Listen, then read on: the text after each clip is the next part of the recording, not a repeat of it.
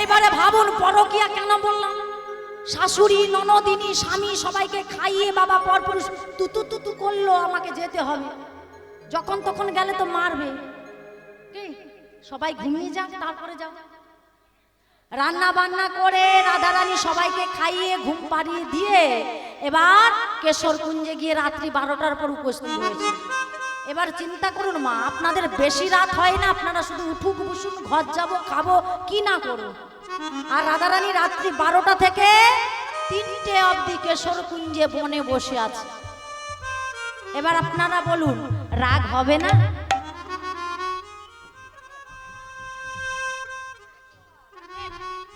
একদম 100 বার। বলে এমন রাগ হয়েছে রাধারানী, বলছি এবার যদি আসেন আমি ওর মুখও দেখব। কি মা রাগ করা উচিত কিনা বলেন, ঠিক না? আরে রাধারানীর দলে তো আমরা সবাই, আর শ্যামনগররা দাঁড়িয়ে আছে আপনাদের জন্য, আসবে। ওই যে বলেছি ধৈর্যের ফল মিটাবে, ধৈর্য ধরতে হবে, তবে আনন্দ পাবেন, না হলে পাবেন না।